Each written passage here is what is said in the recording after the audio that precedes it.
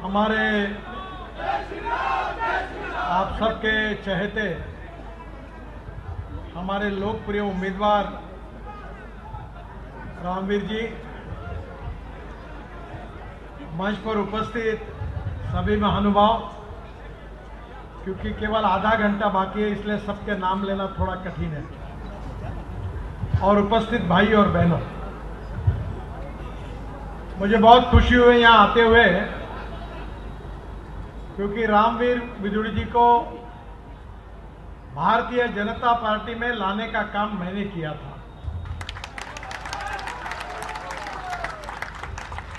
और इसलिए यह चुनाव उन्होंने जितना महत्वपूर्ण उनके लिए है उससे ज्यादा महत्वपूर्ण मेरे लिए भी है।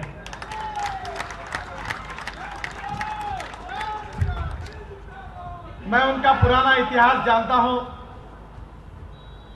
वो बहुत पुराने राजनीतिज्ञ हैं और इस देश के राजनीति में पिछले 40 साल से उन्होंने अपनी एक प्रतिमा तैयार की है।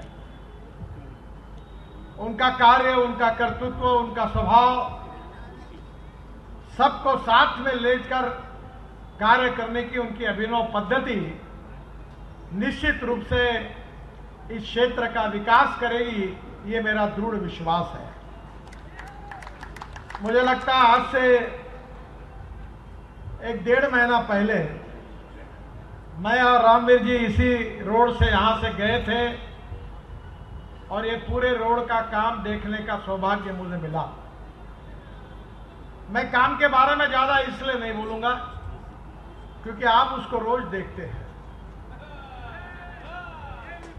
और ये आपको मालूम है कि केवल दिल्ली आज बदल रही है।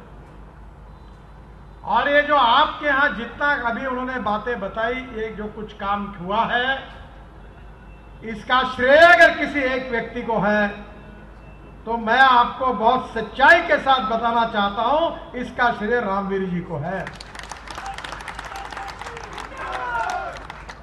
मैं दिल्ली की ज्योग्राफी थोड़ी कम जानता हूं,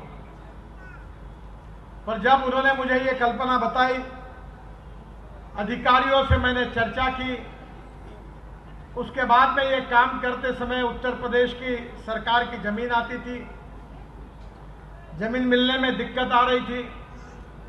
उत्तर प्रदेश के मुख्यमंत्री और सिंचाई मंत्री से मैंने बात की, उनको बुलाया और मुझे खुशी है कि ये स्टेट ऑफ आर्ट प्रोजेक्ट बहुत तेजी से काम चल रहा है और मैं आपको विश्वास दिलाना चाहता हूं कि अक्टूबर के पहले इसका उद्घाटन हम निश्चित रूप से करेंगे।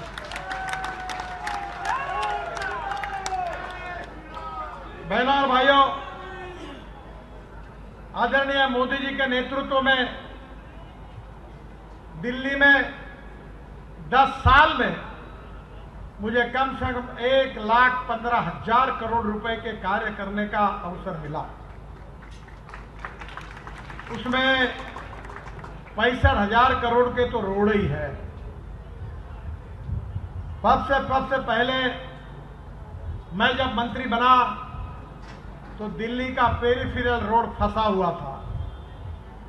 उत्तर प्रदेश की सरकार, हरियाणा की सरकार, दिल्ली की सरकार आधा पैसा देने वाली थी, उनने पैसा नहीं दिया, रोड का विवाद खड़ा हुआ, सुप्रीम कोर्ट में केस चलने लगी।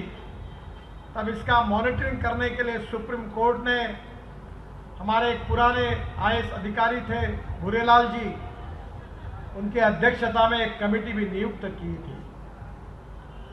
जब मैंने ये मामला देखा तब मैंने निर्णय किया कि उत्तर प्रदेश की सरकार पैसा देना है तो दे, नहीं देना है तो मत दे। दिल्ली की सरकार और उत्तर प्रदेश की सरकार और हरियाणा की सरकार, क्योंकि इनका संबंध इस रोड के साथ था, मैंने निर्णय किया 12,000 करोड़ रुपए का पेरिफेरल रोड अब पूरा हुआ है, जिसने दिल्ली के ट्रैफिक जाम में काफी बड़े प्रमाण में राहत दी है। उसके बाद में हमने दिल्ली से मुंबई एक्सप्रेस हाईवे हम बना रहे हैं। इस साल दिसंबर के पहले ये हाईवे पूरा हो जाएगा। और कल मैं मुंबई में था, जवाहरलाल नेहरू पोर्ट ट्रस्ट, जहां तक ये हाईवे जाता है, उसी हाईवे में मेरी पब्लिक मीटिंग थी। आज सुबह मैं बिहार में था, पटना में था, और वहां की सभाओं को समाप्त करके यहां दिल्ली आया हूं। मैं आपको बताना चाहता हूं कि आप कल्पना नहीं कर सकते, दिल्ली से मुंबई केवल 12 घंटे में आपके गाड़ी में आप पहुंच जाएंगे। इस साल दिसंबर समाप्त होने के बाद 1 जनवरी को दिल्ली से मेरठ जाने के लिए 4 साढ़े 4 घंटे लगते थे। मैंने ऐलान किया था कि दिल्ली से मेरठ केवल 1 घंटे में होगा, और दिल्ली के शुरुआत से हम 16 लेन का रोड बनाएंगे। मैं बहुत बार पुराने रोड पर गया था, पर अब 16 लेन का रोड बना है और आगे चलकर मेरठ तक जाता है। अब 1 घंटा नहीं तो दिल्ली से मेरठ केवल 50 मिनट में होता है। अब मेरठ के लोग जो दिल्ली में रहते थे, वो दिल्ली के मकान बेचकर मेरठ में चले गए और रोज यहां नौकरी करने के लिए दिल्ली में आते हैं। इतनी सुविधा प्राप्त हुई। यही एक बड़ा रोड दिल्ली से देहरादून हम बना रहे हैं। मैं आपको विश्वास दिलाना चाहता हूं कि ये रोड भी दिसंबर के पहले पूरा हो जाएगा। मैं देहरादून गया था, मुख्यमंत्री मेरे साथ थे उत्तराखंड के, और उन्होंने पब्लिक में भाषण करते हुए कहा कि देहरादून बहुत इंपॉर्टेंट है। देहरादून में बहुत टूरिस्ट आ रहे हैं, और इसलिए दिल्ली से रोज 14 फ्लाइट्स देहरादून में आती है। जब मेरा भाषण शुरू हुआ तो मैंने कहा, मुख्यमंत्री जी चिंता मत करिए, इस साल दिसंबर के बाद दिल्ली से देहरादून एक भी फ्लाइट नहीं आएगी। आप चिंता मत करिए, रामवीर जी जो कहेंगे, जितना जितना पैसा लगेगा वो करने की गारंटी मेरी है। केवल आप एक काम करिए कि रामवीर जी को जिताइए, कमल के फूल की बटन दबाइए और भारतीय जनता पार्टी को जिताइए और मोदी जी को प्रधानमंत्री बनाइए। बाकी जिम्मेदारी मेरी है, हमारी सबकी। बहनों और भाइयों, ये देश बदल रहा है, दिल्ली बदल रही है। हम राजनीति में केवल एमएलए और सांसद बनने के लिए नहीं आए। हम देश को बदलना चाहते हैं। देश के गांव, गरीब, मजदूर, किसान का कल्याण करना चाहते हैं। आत्मनिर्भर भारत बनाना चाहते हैं। $5 ट्रिलियन की इकोनॉमी बनाना चाहते हैं। हिंदुस्तान को विश्व गुरु बनाना चाहते हैं और दुनिया की तीसरी अर्थव्यवस्था बनाना चाहते हैं। गरीबी दूर हो सकती है, बेरोजगारों को रोजगार मिल सकता है। अगर water, power, transport and communication ठीक होगा तो उद्योग व्यापार बढ़ेगा। उद्योग व्यापार बढ़ेगा तो रोजगार निर्माण होगा, और रोजगार निर्माण होगा तो गरीबी दूर होगी। मैं किसान हूं, 3 चीनी मिलें चलाता हूं। अब देश का किसान केवल अन्नदाता नहीं है, केवल ऊर्जादाता नहीं है, केवल डांबरदाता नहीं है, तो हमारे देश का किसान अब हवाई ईंधन दाता बनने जा रहा है। 2004 में ये विजय जौली बैठे, मैं तब भारतीय जनता पार्टी में इथेनॉल की बात करता था, तो मुझे पूछते थे इथेनॉल क्या है। अब कोई नहीं पूछता। 16 लाख करोड़ का इंपोर्ट होता है पेट्रोल डीजल का। पैसा 16 लाख करोड़ देश के बाहर जाते हैं। हमारे देश में मक्के से इथेनॉल बन रहा है, चावल से बन रहा है, गेहूं से बन रहा है, बाम्बू से बन रहा है, पराली से बन रहा है।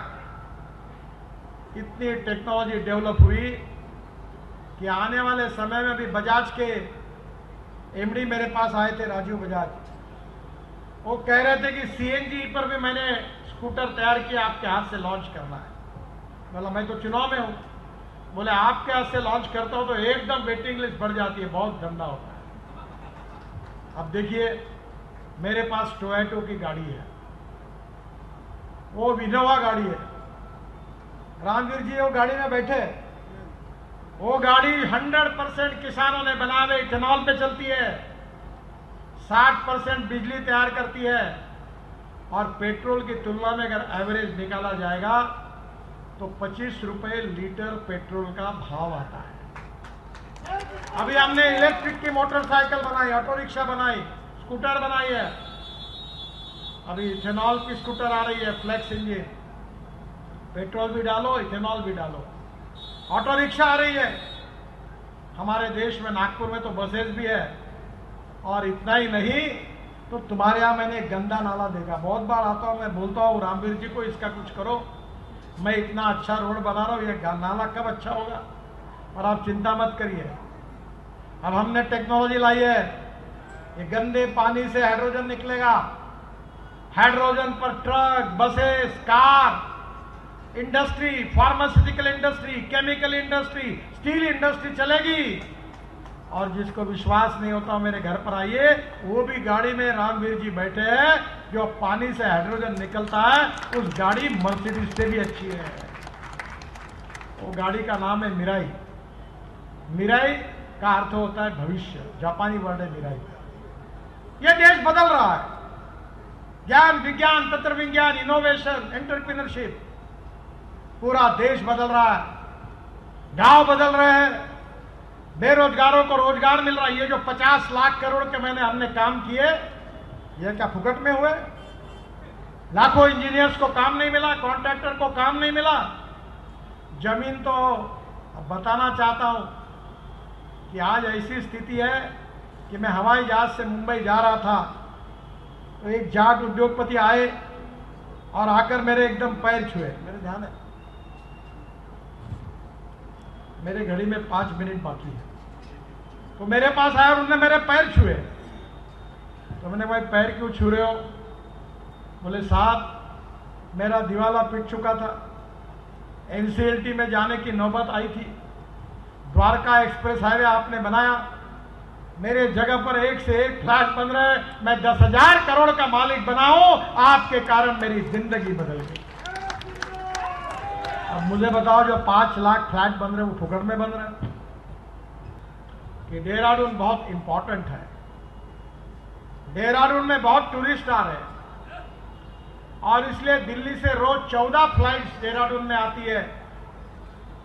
जब मेरा भाषण शुरू हुआ तो मैंने कहा मुख्यमंत्री जी चिंता मत करिए, इस साल दिसंबर के बाद दिल्ली से देहरादून एक भी फ्लाइट नहीं आएगी, क्योंकि अभी हम जो रोड बना रहे हैं वो दिल्ली से देहरादून 2 घंटे में और दिल्ली से हरिद्वार 1.5 घंटे में होगा। अब एयरपोर्ट पे जाना 1 घंटा पहले, घर से निकलना 1.25 घंटा, फिर फ्लाइट में बैठ के देहरादून जाना, वहां से घर जाना तो 4 घंटे लगते हैं। और अगर हमने रोड बनाया तो 2 घंटे में, 2.25 घंटे में घर पहुंच जाएंगे, तो हवाई जहाज से कोई क्यों जाएगा? दिल्ली से जयपुर, अभी बीच में दिल्ली मुंबई हाईवे को एक नया रोड हम बना रहे हैं बीच में, दिल्ली से जयपुर 5 घंटे लगते थे, अब 2.25 घंटे 2 घंटे में हो जाएगा। दिल्ली से अमृतसर 4 घंटे में हो जाएगा, दिल्ली से कटरा 6 घंटे में हो जाएगा, दिल्ली से श्रीनगर 8 घंटे में हो जाएगा। अब इतना ही नहीं तो दिल्ली से हम चंडीगढ़ के बाद मनाली तक 5 टनल बनाकर हिमाचल प्रदेश का भी रोड बना रहे हैं, ताकि दिल्ली से मनाली भी 6 घंटे में आप पहुंच जाएंगे।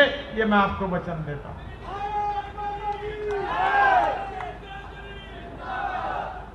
दिल्ली में पानी की समस्या थी, मैं वाटर रिसोर्स का मंत्री था। मैं आपको बताना चाहता हूं लखवाड़ बहुउद्देश्यीय परियोजना उत्तराखंड में, रेणुका जी बांध योजना, किशोर बांध योजना, ये ताजेवाला का तो काम हो गया पूरा। ये तीनों योजनाओं में दिल्ली, उत्तराखंड, राजस्थान, हिमाचल प्रदेश, उत्तर प्रदेश में झगड़ा था। 2-3 बार मैंने सभी मुख्यमंत्रियों को बुलाकर बात की, पर समाधान नहीं निकल रहा था। बहनों और भाइयों, मुझे बताते हुए खुशी हो रही है, मैंने सभी मुख्यमंत्रियों को बुलाया और हाथ जोड़कर उनको कहा कि मैंने दरवाजा बंद कर दिया है। जब तक आप आपका झगड़ा खत्म नहीं करोगे, तब तक मैं दरवाजा नहीं खोलूंगा। और ये तीनों योजनाएं मंजूरी हुई, तीनों का काम शुरू हुआ। इसमें से दिल्ली को पानी मिलने वाला है। 2070 तक दिल्ली को पानी की कमी नहीं रहेगी। पूरे दिल्ली की पानी की समस्या सुलझाई गई और ये 3 योजनाओं पर 35,000 करोड़ रुपए हम खर्चा कर रहे हैं। 90% भारत सरकार के, यानी 65,000 और ये 35,000, यानी हो गए 1 लाख करोड़। ये मेरे डिपार्टमेंट की मैं बात कर रहा हूं। और फिर दिल्ली में यमुना में जो गंदा पानी जाता है, उसको शुद्ध करने के लिए हमने दिल्ली की सरकार को 6,000 करोड़ रुपए दिए और जायका से भी 7वां प्रोजेक्ट, 6 प्रोजेक्ट और 7वां जायका से मंजूर किया। और ये पूरे पैसे दिल्ली की सरकार को यमुना को शुद्ध करने के लिए दिए। नमामि गंगा का मैं मंत्री था। अविरल निर्मल गंगा हमारा सपना है और उसको पूरा करने के लिए हमको यमुना को भी शुद्ध करना आवश्यक था। पानीपत, सोनीपत से लेकर मथुरा तक, जहां तक यमुना है, वो पूरे यमुना को शुद्ध करने का काम हमने हाथ में लिया था और दिल्ली की सरकार को यह काम दिया। मथुरा में तो हमने चमत्कार किया। मथुरा और अयोध्या हमारे श्रद्धा और आदर का स्थान है। मथुरा की 90 MLD गंदा पानी, जो पानी बह रहा था, जिससे यमुना गंदी हो रही थी, उसमें मैंने एक नई आइडिया तैयार की। हाइब्रिड एन्युटी में पब्लिक प्राइवेट इन्वेस्टमेंट से एक प्रोजेक्ट को टेंडर निकाला। जो 90 MLD पानी शुद्ध होगा, वो मथुरा के बाजू में इंडियन ऑयल की रिफाइनरी थी, उनको देना। मैंने इंडियन ऑयल के चेयरमैन को बुलाया, उनको पूछा कि आपको हर साल यूपी गवर्नमेंट को कितना पैसा देते हो? बोले 25 करोड़ देते हैं। मैंने बोला मैं आपको शुद्ध जल दूंगा, आप केवल 20 करोड़ दीजिए। और वो हाइब्रिड एन्युटी में केवल 40% सरकार ने दिए, 60% प्राइवेट इन्वेस्टर ने लाए। त्रिवेणी इंजीनियरिंग करके कंपनी है और देश का पहला हाइब्रिड एन्युटी में मथुरा का सीवेज पानी को शुद्ध करके प्रोजेक्ट पूरा हो गया। मथुरा का पानी शुद्ध हुआ, यमुना का पानी शुद्ध हुआ और वो गंदा पानी जो शुद्ध हुआ वो इंडियन ऑयल की रिफाइनरी यूज कर रही है और साल के 20 करोड़ रुपए दे रहे हैं। इसके आधार पर प्रोजेक्ट को हमने देश में पहली बार आदर्श प्रोजेक्ट के रूप में पूरा किया। मैं आपको इतना ही कहना चाहूंगा कि जो 1.25 लाख करोड़ के प्रोजेक्ट थे, यही बाकी नहीं है। हमारी सरकार ने अच्छे एयरपोर्ट बनाए। अभी जेवर में एयरपोर्ट बन रहा और वहां भी हम जाने का रोड बना रहे। और मैं आपको विश्वास दिलाना चाहता हूं कि हमने एयरपोर्ट जैसे बनाए, वैसे दिल्ली में जल प्रदूषण और वायु प्रदूषण ये सबसे बड़ी समस्या थी। सुप्रीम कोर्ट में PIL लगी और हमारे देश के सुप्रीम कोर्ट के चीफ जस्टिस ने मुझे कहा कि दिल्ली का ट्रैफिक जाम, प्रदूषण कैसे दूर हो सकता है, आप हमें इसके लिए गाइड करिए, बताइए। तो मैंने ये पूरा प्लान उनको दिया। अभी पानीपत में इंडियन ऑयल ने एक प्रोजेक्ट शुरू किया है।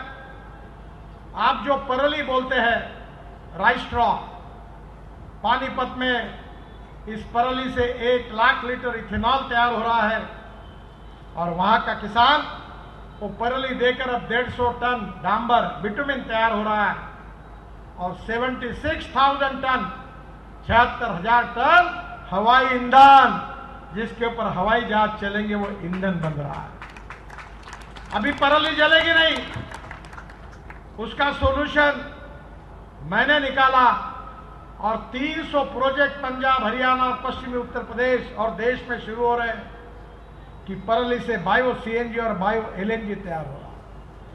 मैं ट्रांसपोर्ट मंत्री हूं। जब मैंने इलेक्ट्रिक कार की बात की, इलेक्ट्रिक स्कूटर की बात की, इलेक्ट्रिक बस की बात की, तो लोग मुझे हंसते थे। ये मीडिया वालों ने मुझे सवाल पूछा था कि अगर इलेक्ट्रिक की गाड़ी बंद पड़ी तो धक्का मारने के लिए आप आओगे क्या?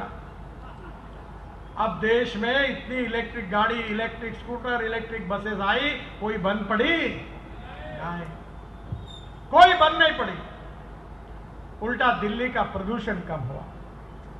और 5 साल के अंदर, मैं ट्रांसपोर्ट मंत्री हूं, मेरे अंडर ये विषय इसलिए आपको बता रहा हूं कि 5 साल के बाद दिल्ली में डीजल पे चलने वाली बस दिखेगी नहीं, पूरे इलेक्ट्रिक पर चलने वाली बस होगी।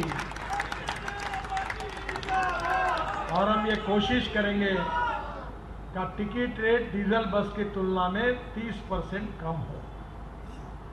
अभी दिल्ली से जयपुर मैं एक इलेक्ट्रिक की केबल पर 3 बसें जोड़कर एक बस ट्रॉली बस शुरू कर रहा हूं। उसका प्रोजेक्ट रिपोर्ट तैयार हो रहा है।